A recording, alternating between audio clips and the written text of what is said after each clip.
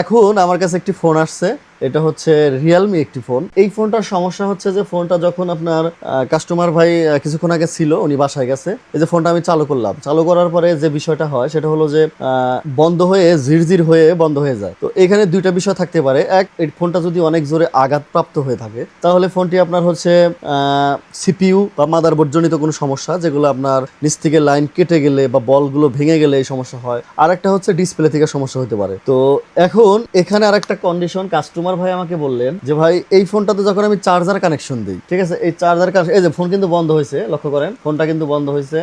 তো এবার আমি যখন চার্জার কানেকশন দেই, আপনারা দেখলেই বুঝতে পারবেন, দেখেন এই চার্জার কানেকশন দেওয়া হলো। চার্জার কানেকশন দিলে কাস্টমার ভাই বলতেছে যে ফোনটা যে সমস্যা হয় এটা ঠিক হয়ে যায়, মানে চলে, ফোনটা চলে আর কি। এখন আমি এই ফোনটিতে কি কাজ করব আমি আপনাদের দেখাই। ফোনটি এখন আর বন্ধ হচ্ছে না।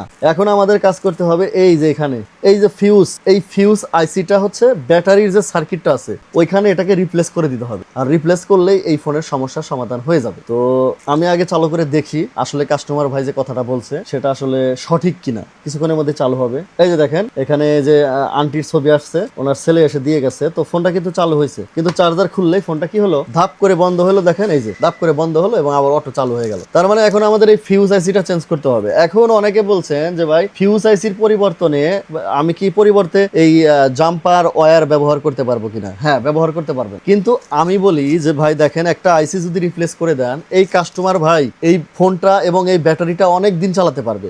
কিন্তু আপনি যদি ফিউজ আইসিটা পরিবর্তন না করে দেন, ঠিক আছে, যদি না করে দেন তাহলে এটা বেশি দিন চালাতে পারবে না। কেন? এর পরবর্তী সময় যদি এই সমস্যা হয় তাহলে ওনাকে পুরো ব্যাটারিটা ফেলে দিতে হবে। আর উনি যদি এই ফিউজ আইসিটা চেঞ্জ করে তাহলে 6 মাস যাক, 1 বছর হোক, আবার 2 বছর হোক, আবার 5 বছর হোক, এরপরে কিন্তু এই ফিউজ আইসিটাই নষ্ট হবে। আর ফিউজ ছাড়া যখন আপনি এই যে দেখেন জিরজির হয় বন্ধ হয়ে যায়, ফিউজ ছাড়া যখন শুধু জাম্পার ওয়্যার দিয়ে জাম্পার করে দেবেন তখন এই ব্যাটারিটা লাস্টিং করবে না, ব্যাটারিটা ফুলে নষ্ট হয়ে যাবে। এই ফিউজ আইসির কাজটা হচ্ছে, হ্যাঁ একটা সময় আমিও করেছি, যখন এই আইসিটা বের হয়েছে তখন থেকে আর করি না।